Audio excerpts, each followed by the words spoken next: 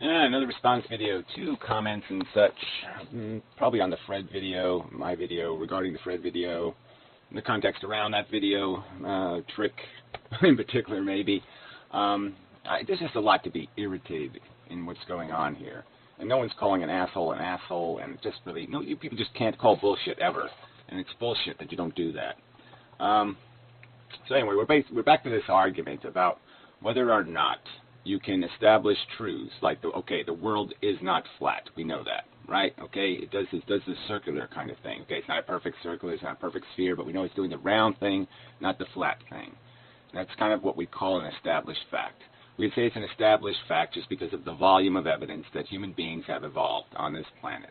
These are established facts, and there's no longer any reasonable story you can come up with. You can come up with a fantasy, you can make something up about Brer Rabbit or spaghetti monsters or Jehovah, but that's all you're doing. You're making up a story, and that can't challenge something that has evidence supporting it. So this is just about analyzing things, and perspective is about the fact that, guess what? When you send a satellite into space, you gain perspective, all right? And it's the perspective, as it becomes broader and more detailed, it gains a kind of objectivity because it no longer has the narrow, selfish filter controlling the perspective. It's no longer controlled by the narrowness of my vision. It's now broadened, and that's part of breaking subjectivity, breaking bias. So we know what the mechanisms of our biases are. So that's another part of this subjective versus objective conversation. As soon as I do that, as soon as I look at a satellite picture, I'm no longer just a subjective opinion anymore. I've automatically broken a big piece of my subjectivity because I've expanded my view. And the same is true in just analyzing our own psychology. As soon as you analyze your psychology, as soon as you run programs analyzing the programs, you dissect the mechanism, and now you become objective in your subjectivity. You have an objective context in which your subjectivity is expressed. So yes, you can see the satellite picture. You can glean the objective knowledge that, oh, look, it really is a blue ball. You can also still retain the subjective impression, ooh, pretty, pretty. You know, you can do that. You can do this beauty in the universe thing. And you can also do the glean information about the universe thing. And as rational brains, after Freud, we can understand that one class of information we gain from that new, broader perspective, one class of information is fundamentally and substantially has great integrity as information, and one set of information, that subjective information, is pretty much useless crap because it's based on our addictions and attachments, which are completely conditional, completely dependent on idiotic things like what culture you were raised in or some other kind of nonsense, what language you speak. These erroneous and irrelevant things that should have nothing to do with the fact that we live in a universe of universal facts, okay, things that are true, and they aren't true because you're looking out this window, or you're looking in this window, or you're looking out that window, or you're looking in that window. Yeah, no, there's truth that that sits on top of that crap, all right, and that breaks any of that subjective narrow filtering. So if this conversation was about anything else, right, if we were just talking about the efficiency of cars, or the efficiency of a clock design, a watch design, or anything else that you could come up with that you could judge its efficiency of its function, or even establish what its function is. Even sit there and analyze it and say, what does it do? How does it work? What does it consume? What does it produce? These are intrinsically logical questions to ask about what something is. If something was in space, right now, we had a picture of something in space, and it's something that we detect. We say, what is it? Well, what it is getting close to us. Now, all of a sudden, it's interesting because it's getting close to us, so it might impact us. So that gives us good cause to say, let's be interested. And then we'll find out details about what it's doing, what will happen as time progresses, and will this thing somehow pose a threat to what we consider to be valuable. And so you can argue that if I was an alien watching that, I could just say, okay, they think it's valuable whether they get squished like bugs. And you could say, well, whatever, fine. I won't think that's logical on their part. I'll just pretend that that's just some weird, crazy idea they have that being crushed isn't fun. And, you know, and we can see that they're going to react to try to stop this thing that threatens them. And we can just see that mechanic. That's the game they're playing. And all we're doing here is saying, look, you know, let's analyze a car. Okay, we know what it does, right? It moves. It transports itself and the contents you put in it from here to there. And it does it with a certain efficiency based on how much of this fuel thing it consumes, and how much wear and friction and how much maintenance it costs to maintain the thing in functional state, to keep the engine running smoothly and all of these things. This is the efficiency of the machine. And you can make diagnoses about, well, if you just change this, or you poke that, or you tweak that, all of a sudden you'll use less of that fuel thing. And so let's look at the game we're playing. Again, let's put life on another planet somewhere, where we can observe it without your pretty subjective crap getting in the way. We have an objective perspective now. We have volumes of information about where we came from, our origin, the function of our design, the implications of what happens to us when pencils go in our eye. We have a ton of information, cold, factual information about this mechanism. And you people keep polluting it with this pretty crap, with this I want to hump. You can't get past the little bits of the thing that you have a subjective attachment to. But we have the objective knowledge. Okay, there's nothing subjective about our knowledge of geology, our knowledge of physics, our knowledge of chemistry, the volumes of knowledge that implicate the truth of evolution through natural selection over a period of 3.5 billion years. There's nothing subjective about that volume of information. There's no personal strings of attachment. There's no way to convert it into a shiny ass for fucking. There's no way to turn it into a Twinkie for eating. It isn't subject to your beauty nonsense and your other silly talk. All right, so let's deal with those facts, and let's try not to have a conversation about what you think you want the world to be. Let's just deal with those truths.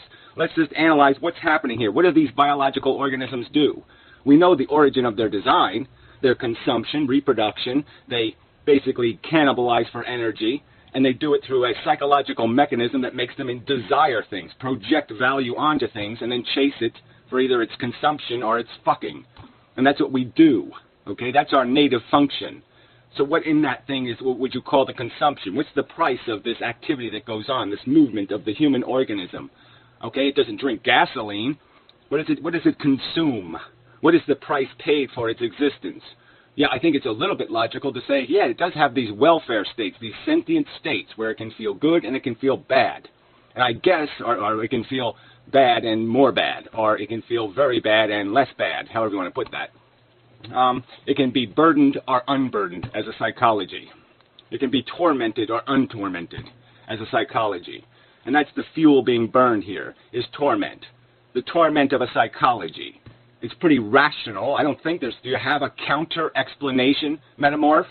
Is there a counter-explanation, a reasonable theory of truth that could possibly unravel the solidity of that simple statement that the thing being consumed here, okay, is this idea of a tormented psychology, that it is fundamentally, without any question or doubt, not a good thing for a psychology to be in the state of torment. That in and of itself, outside of any he's Hitler bullshit, there's nothing else to say about a tormented psychology than as a scientist looking at it with our objective facts, without any subjective facts, with just objective truth, understanding of what's happening here, that what's happening to that psychology, having some evidence of sensation because we actually experience them, you know, using that to enlighten us, the fact that we know what these conscious states are like. It seems what is the possible alternative explanation than that is a price being paid? That is a cost. The word cost, C-O-S-T, cost. It's a fucking cost of the game being played by these organisms.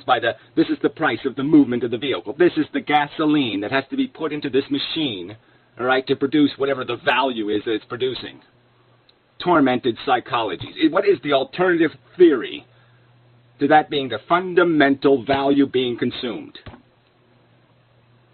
And you're not going to come up with anything but spaghetti monsters and nonsense. There is no alternative theory. It is as patently integral and quality a description of reality as our description of the planet Earth as a sphere. It is fundamentally unassailable as an established absolute fact. It is as true as any other statement that you could possibly make about this reality, about this circumstance. Frankly, I just don't get you people. I just don't get you people. I mean, I really shouldn't bother reading all this stuff. It's just going to piss me all off. So, yeah, maybe I'll just do the well, we'll see what I feel like doing. There's just little things here. I mean, somebody was defending Conference Report. Oh, he's Hitler or something like that. And then even tricks, goes through this whole argument with Conference Report, ends up apologizing like he did something wrong and finding fault with Conference Report, slandering all thinking people as religious assholes, all thinking people who stay on the bounds of a flat earth or a firm earth, and aren't floating in space-time bullshit. Anybody doing logic is somehow a fucking religious nut now. Anybody who's, yeah, that's right. You draw conclusions? Oh, fuck, you're not allowed to draw a conclusion. You can't say evolution's the truth. That's not allowed. Fuck evidence. Evidence doesn't mean anything. Yeah, we get to make it up. That's all these people are saying. And anybody who thinks should find it goddamn fucking offensive. And so anyway, he played the game, and you're saying, and then he said something like, oh, well, Fred's a good guy, and he's a blah, blah, blah. And somebody else said about Fred being a vegetarian, I think he's the most dishonest vegetarian there is. I don't think there's anything goddamn sincere about it at all. I think he's doing it for his own comfort. It has nothing. I don't think he has any genuine give a fuck about any animal on this fucking earth except the ones he personally associates with. I don't think he gets it at all. Okay, because he doesn't give a fuck. It's clear he doesn't give a fuck what's happening to them in nature. That's quite obvious. Because he won't say anything condemning in any real way about the 3.5 billion years of evolution. I mean, he's recited the lines, he said the words, but they obviously don't mean anything to him. And they obviously don't mean nearly as much to him as when he says something like, oh, I'm a granddad, by the way. You can just see the difference. He puts so much investment of value in doing the, oh, look, it's a pretty blue ball, versus the, oh, yeah, okay, I can see now, the sun, earth, rotation, mechanics, physics. Yeah, he's just all about this subjective crap, and he really doesn't see, the objective stuff are just the ghosts in his world. They're not the reality. The reality is his subjective bullshit, his silly notions of truth and beauty, right? Beauty being truth somehow. Yeah, and that's what's revealed here. This isn't the logical foundation of a philosophy, and that's why he's such a weak vegetarian. He pretty much does basically say, oh, this is just a personal choice. Okay, there's no sirens going off, there's no fire, there's no Jews to rescue here. Okay, he's pretty much just saying, yeah, they're all in concentration camps, they're being tortured. Oh, yeah, I personally don't want to torture any, so yeah, I took my name off the torture camp, as a sponsor. But yeah, you go ahead and sponsor it, it's okay with me. Yeah, it's all subjective. Yeah, fuck that shit. So really, the cause doesn't need that kind of weakness. And I'll say the same thing to Metamorph. The cause really doesn't need this pathetically weak person arguing from a non-established fact position. I mean, if you can't defend your argument with facts, you have no argument. There's no argument to make to anybody if you're not arguing from some sort of fact position. If you don't think you're arguing the truth, then shut the fuck up. Go find something else to do. Because you don't belong in a philosophical discussion. You don't belong in attempting to change minds or change behavior at all if you're not goddamn certain that what you're doing is to improve things. And the only way you can be certain is you got to base it on facts. How the fuck can you be certain in your own subjective prejudices? I mean, it's the silliest thing ever, my intuition. Yeah, what gives me a boner should give everybody else a boner. I mean, that might be a kind of racism. That's just so fucking goddamn obviously psychological nonsense. Proven long ago. Freud already established all this stuff. That's psychological nonsense. Has nothing to do with the truth. Oh, fuck.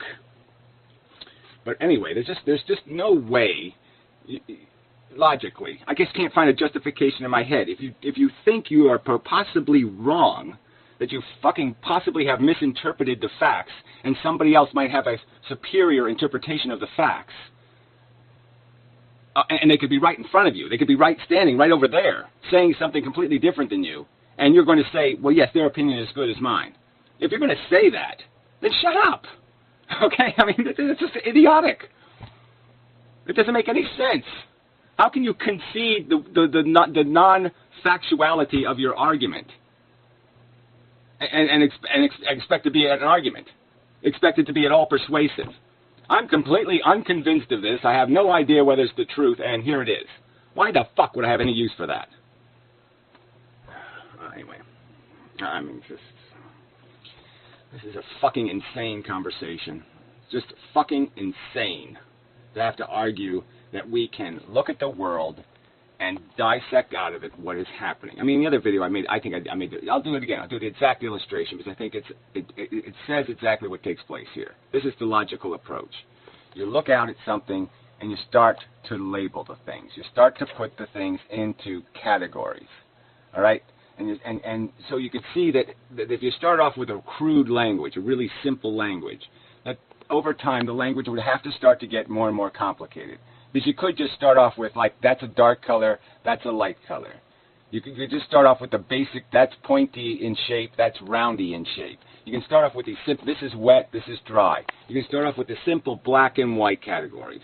And then you start to add the color. And then you start to add these layers of detail. You start adding more and more pixels of resolution where you can write more and more words about what that thing is, more and more categories that it fits in. And you can tie these categories together in terms of these things do have significance to sentient beings, this thing doesn't have significance. This thing might hurt something, this thing can't hurt anything. All this play that takes place out there. But what we're doing with language is we're taking reality out there in that form, and we turn reality into words. We turn reality into brown, blue, green, flat, round. We turn reality into valid concepts, and we understand that as a property of reality, just as we understand the property of sentient beings and the fact that when you squish them, you will likely cause torment to take place inside the consciousness that's running inside their head. And through my personal experience, I know what torment is, and I know it's intrinsically, fundamentally, totally consumed by all the nasty words in my vocabulary. Every nasty, dirty, cruddy, shitty word in my vocabulary indicating something of negative nature at all can be directly tied to this idea of it causing psychological torment of some kind. That's the truth of it. We can see it intrinsic even in our language. The truth is revealed. You can see it in the fucking idea that we even have something called a drugstore. Why do we have a drugstore? Oh, that's right, because it's really, really important to fix it when you're being tormented psychologically, when your psychology, your physiology is creating conscious torment.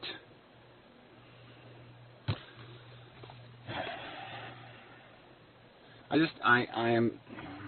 All right, so I'll just finish off with Tranquil.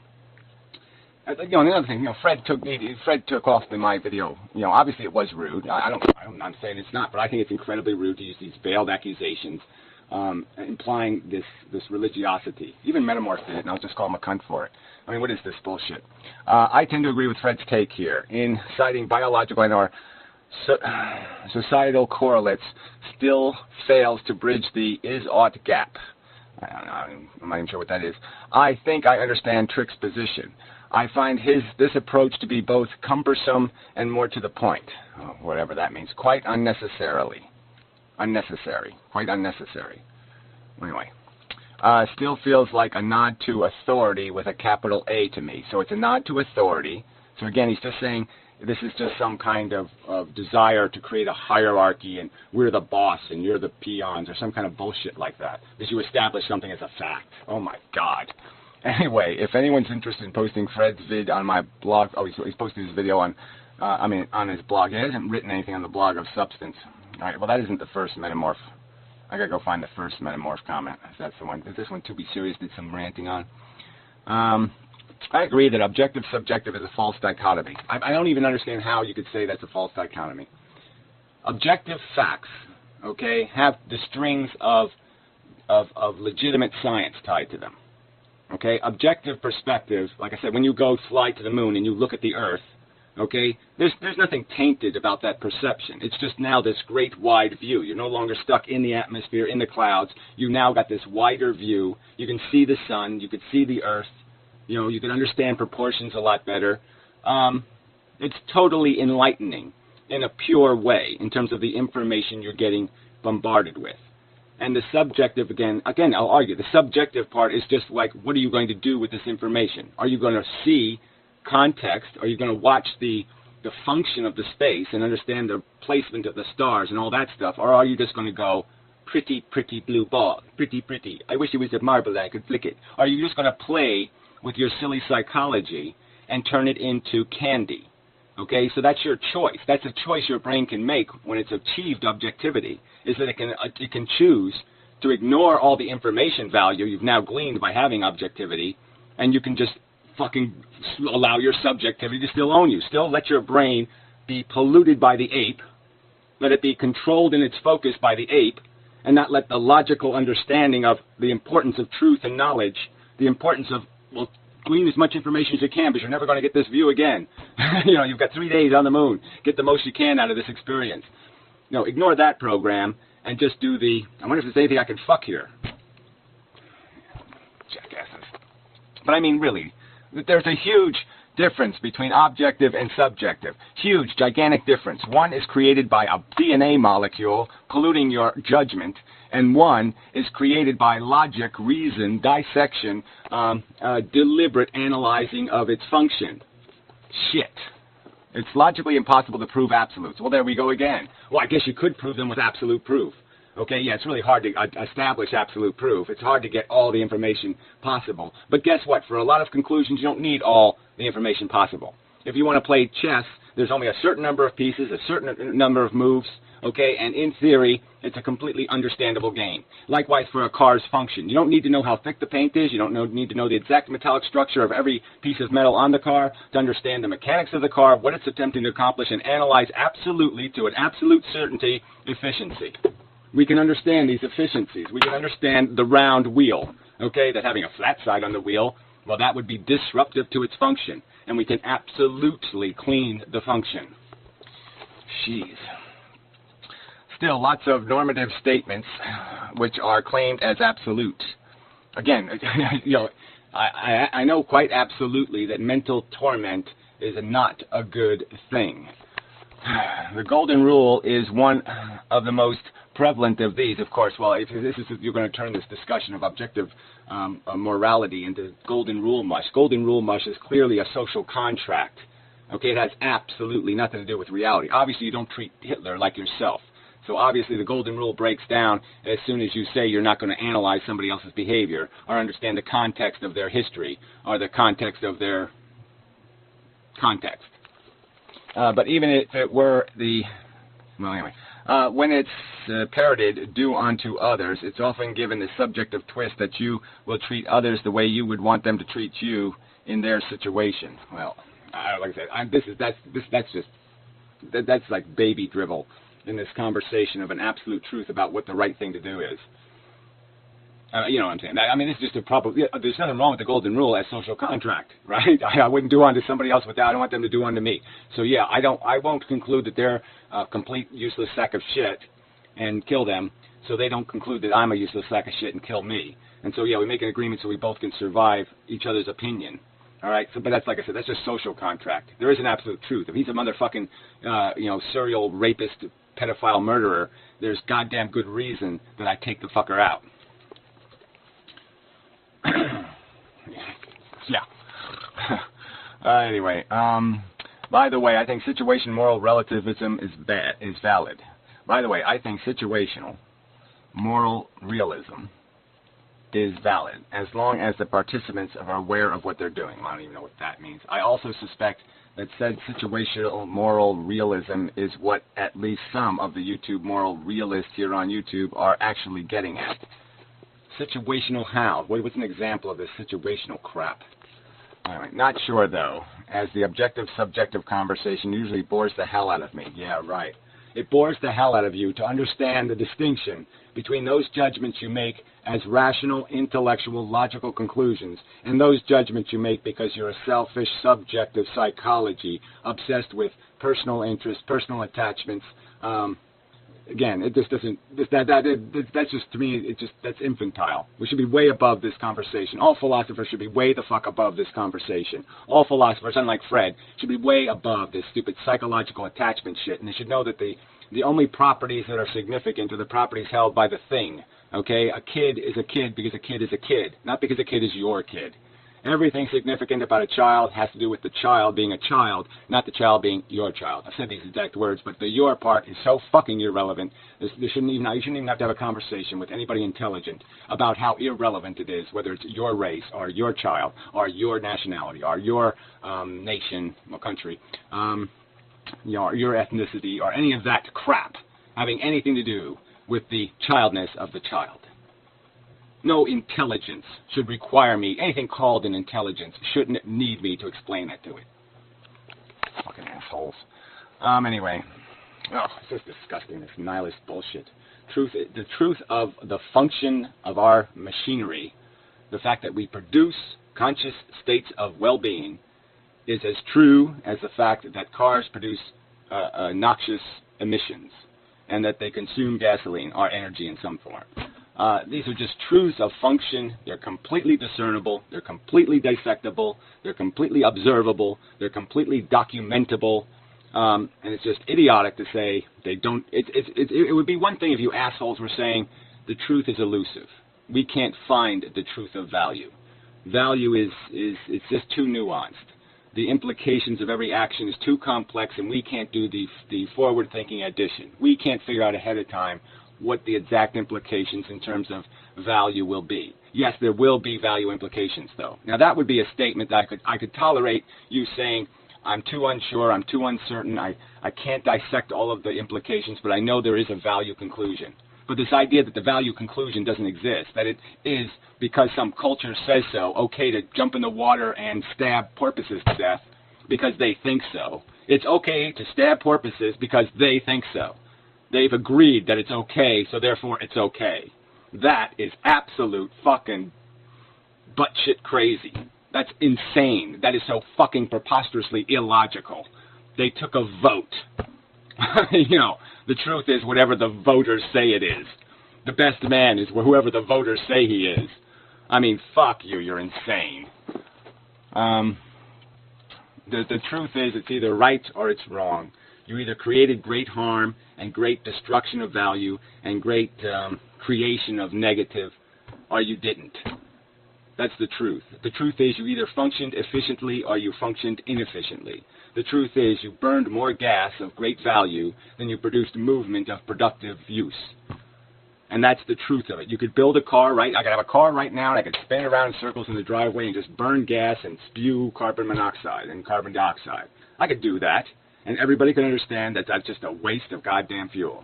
And they can understand that as a negative. And that would just be plainly a fact. Fuel, this much, this quanta, was spilled, wasted, destroyed, annihilated for no good productive use. Nothing good came of it. It was just squandered. It was just wasted. Just as suffering can be wasted on this fucking planet, and it's an absolute fucking fact that that's what will happen. It'll happen for no good reason. It'll be imposed for no productive cause. It'll have no productive new movement. Nothing good will come of it. It'll just be wasted as friction, as something we can fully understand to be obnoxious to function. I just don't see any point in reading all this crap. Let's see, by the way, situational moral, okay, that is as long as the participants, okay, I've already read that one. Got the neighbors walking back and forth out there for borrow money or something, fucking assholes. Anyway, so yeah, mugga sage, mega asshole. This entire experience is subjective. There you go. So there's no truth to my experience. There's no truth about whether or not I'm having a good or bad day. There's no truth about whether I have a migraine headache or I have a joyful orgasm. There's no truth regarding whether or not that's good or bad. If some crazy fuck wants to walk up to me and say, no, your migraine headache is super cool, and when you were having great sex and comfortable and relaxed, that sucks. And he's valid in saying that. We just let anybody make up any kind of nonsense they want to, and that's the goddamn fucking truth. I mean, that's just idiotic. It's all equal. All those opinions are exactly the same. We can't distinguish between complete made-up nonsense and something completely consistent with every fact we can glean as we look from our objective, knowledgeable perspective of evolution, the context of the development of our psychology, the whole mechanism of attraction and repulsion used to motivate us through the world, the creation of a concept like whip and carrot. No, we can't tell the difference between the whip and the carrot. We can't make any statements about carrot good, whip bad. Even though evolution's been using it for 500 million years as a motivational mechanism, we can't make any statements about it's better to have carrots than to be whipped. Like I said, I think 5-year-olds, 6-year-olds, 7-year-olds could fully understand to understand that this is not something you could just make up. They know that if they walk up behind their sister and give her a good whap in the head and then run away, okay, that they know there's no way to interpret that. There's no other way to interpret that but a nasty, stupid thing to do. They know it. There's no other interpretation. There's no perspective you could ever create, okay, that would make that action sensible or reasonable or rational. No, it was a deliberate effort to just give her a whack in the head, to cause her harm because he was mad or petty. And any 7-year-old can understand that's stupid, that's a waste. And you fuckers can't. You fucking philosophers with your fancy language and your big fat glasses and your big fat lenses and your big fat bellies and your big fat fucking heads can't figure it out. Disgusting, revolting. And then you fucking other people like Trick, you can't call them on the bullshit. You call them on the bullshit and then you run the fuck away. I mean, just amazing. You run away with your tail between your goddamn legs. Oh, sorry to offend. Sorry, I guess I misunderstood you. Oh, yeah, you're a wonderful guy. Thanks. Fuck you. I mean, be preposterously useless. Yeah, I mean, really, look, it goes through this trick, goes through this whole big, long, fucking goddamn thing to say in the end, oh, okay, I'll go away now. Okay, Fred says, looks like this video was less clear than I'd hoped. I'll try again another time. And Trick says, nah, it's probably just me. I'm just being an asshole. I'm just a fucktard. I apparently don't realize that I am a religious asshole, and it was perfectly appropriate for you to call me a religious asshole and compare the work I've done in my life to figure out the truth with the non-work and the non-effort every religious fuck has ever done. Religious fucks don't even read their Bible. They don't even analyze the concept of God and try to figure out how it makes any sense at all, how it answers the creation problem. They can't understand evolution, but somehow they can understand a God that poofed out of nowhere. If I said evolution poofed out of nowhere, right? If I actually said that as a theory, that the first reproductive cell poofed out of nowhere, it just poofed. Just a reproductive cell, okay? So I instead of abiogenesis and chemistry, instead of answering the question, I just say, it just poofed. They would say, what do you mean it just poofed? How the fuck did it just poof? It's a replicating cell. It can't just poof, right? But they can't understand. That's what he's comparing me to. He's comparing me to people who haven't even given their God enough thought to figure out, well, how did this incredibly complex, all-knowing, all-everything thing poof out of nowhere? Didn't he need a God to create him? I mean, how does that make any sense? I mean, the thing that has all the power in the universe made us all sloppy and imperfect, had devils, blah, blah, blah, all this bullshit going on, couldn't even do it right. And yet something else made him perfect. How the fuck did something make him perfect when the perfect thing couldn't even make us perfect? He completely fucked it up. He had to keep rewriting the contract. I mean, he killed us all like 3 times. That's how much thought they've given their life. That's how much thought they've given the meaning of their existence on this planet. And this motherfucking cunt will compare me to them? Yeah, fuck this cunt. Fuck this cunt.